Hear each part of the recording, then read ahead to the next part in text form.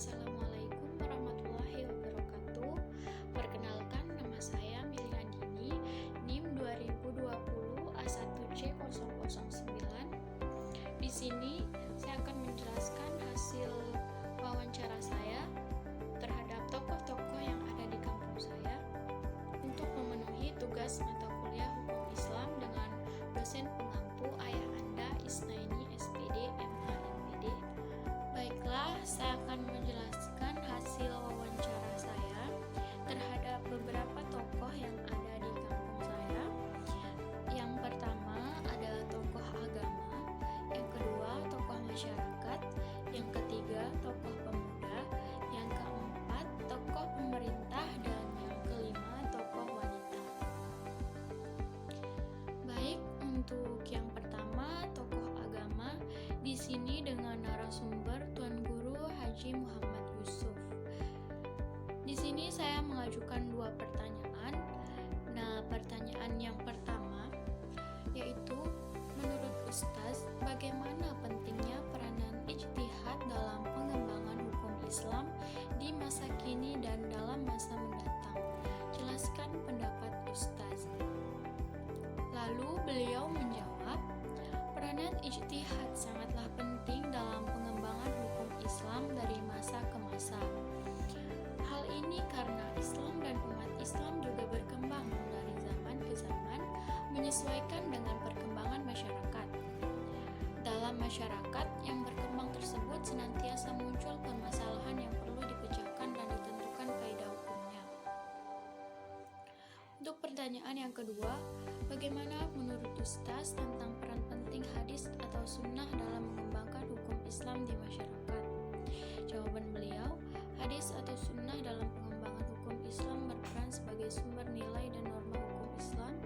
Selain itu juga sebagai petunjuk pelaksanaan kaidah-kaidah yang terdapat di dalam Al-Quran, di mana perlu dikembangkan atau dirumuskan lebih lanjut oleh akal pikiran manusia.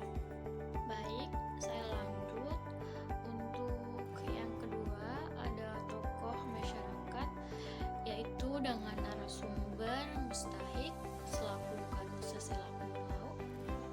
Di sini saya juga mengajukan dua pertanyaan, yaitu pertanyaan yang pertama, bagaimana pendapat Bapak, apakah sah menikah pada saat wanita yang dinikahi mengandung anak dari calon suaminya ini? Jawaban beliau, tidak sah menurut pendapat yang rajih. Untuk pertanyaan kedua, bagaimanakah menurut Bapak kedudukan wali dan saksi dalam suatu pernikahan? Jawaban beliau adalah, jumhur ulama berpendapat bahwa wali dan saksi merupakan salah satu rukun perkawinan dan menjadi tolak ukur sahnya perkawinan. Akan tetapi ulama Hanafiyah membatasi wali untuk perempuan yang sudah dewasa dan sehat akalnya dapat melangsungkan sendiri akad perkawinannya tanpa adanya wali karena dikiaskan dengan janda. Ulama Hanafiyah mengatakan wali hanya sebagai pelengkap saja, adapun ulama Malikiyah menempatkan saksi pada hukum sunnah, akan tetapi mewajibkan mendatangkan wali ketika akan melakukan hubungan intim. Nah, untuk yang ketiga ada tokoh pemuda dengan di sini narasumbernya yaitu Muhammad Amir Nazrihan Kiha. Saya mengajukan pertanyaan yang pertama, menurut kakak, apa yang akan terjadi jika pewaris memiliki hutang yang lebih besar daripada warisannya? Jawaban beliau, menurut saya, jumlah kewajiban utang ini sesuai dengan persentase bagian warisan yang diterima oleh masing-masing orang.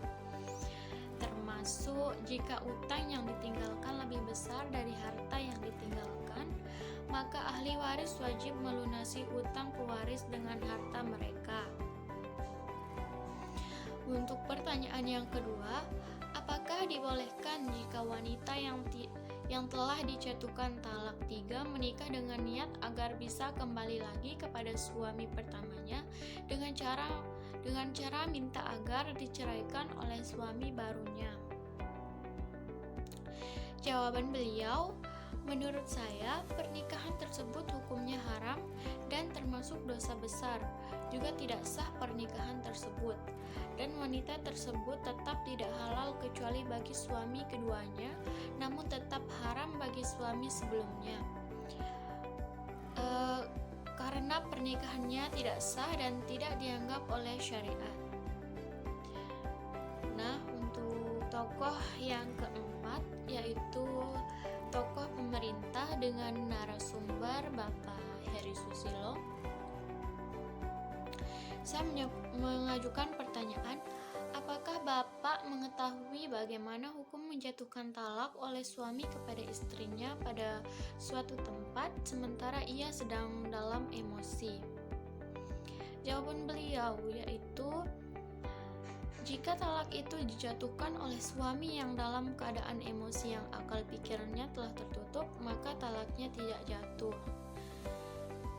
Dan untuk jawaban yang kedua dari beliau yaitu, jika talak itu dijatuhkan oleh suami dalam keadaan emosi yang tidak tertutup akal pikirannya, maka talak itu pun juga tidak jatuh karena tidak disaksikan oleh dua orang saksi.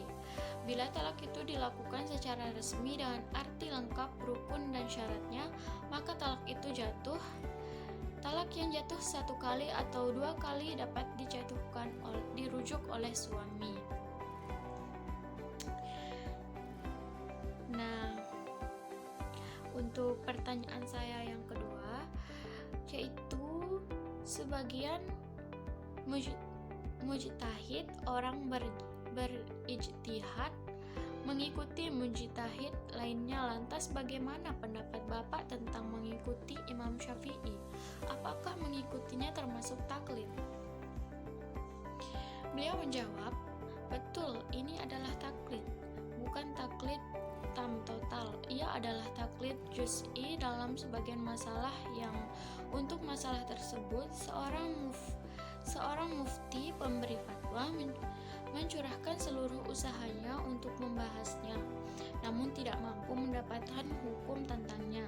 Seorang alim, orang yang berilmu, jika dia telah mencurahkan usahanya untuk mendapatkan suatu hukum dari kitabullah dan sunnah Rasulullah SAW, menurut masalah tersebut tetap tidak jelas bagiannya, lalu dia mendapatkan fatwa dari orang yang dipercaya keilmuan dan ketakwaannya, maka tidak mengapa jika dia mengambil fatwa tersebut.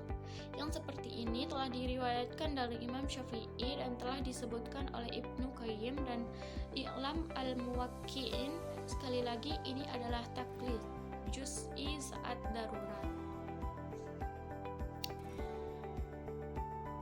Baiklah, untuk tokoh yang kelima yaitu ada tokoh perempuan dengan narasumbernya yaitu Mila Aryani SPD. Pertanyaan saya yang pertama, menurut kakak, kalau ada seorang wanita muslimah bekerja ditinggal wafat suaminya sementara dia hidup di negara yang tidak memberikan liburan lebih dari 3 hari meskipun ada yang meninggal dari kerabatnya, bagaimana cara dia beriddah dalam kondisi seperti ini? Lalu beliau menjawab, dia tetap harus melaksanakan iddah yang telah ditentukan syariat dan diharuskan menikah iddah syar'i pada semua waktu iddahnya 4 bulan 10 hari. Dan dia diperbolehkan keluar siang hari untuk perjalanannya, karena ia termasuk kebutuhan yang penting, di mana para ulama telah menegaskan diperbolehkan keluar wanita yang sedang beriddah dari kematian suaminya di siang hari karena ada kebutuhannya. Dan bekerja termasuk kebutuhan terpenting.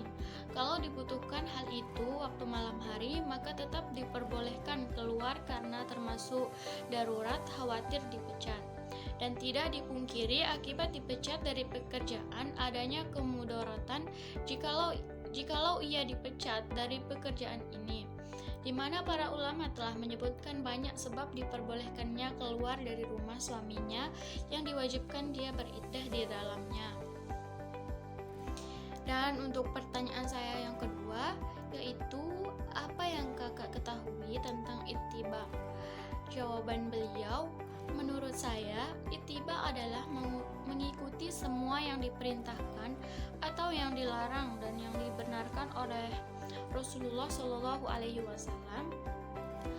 Salah satu ulama berpendapat bahwa ittiba adalah menerima atau mengikuti pendapat perbuatan seseorang dengan mengetahui dasar pendapat atau perbuatannya itu. Alhamdulillah, jadi sekian presentasi saya tentang hasil wawancara saya dengan tokoh-tokoh yang ada di kampung saya. Kurang dan lebihnya saya mohon maaf. Billahi taufiq wal hidayah. Wassalamualaikum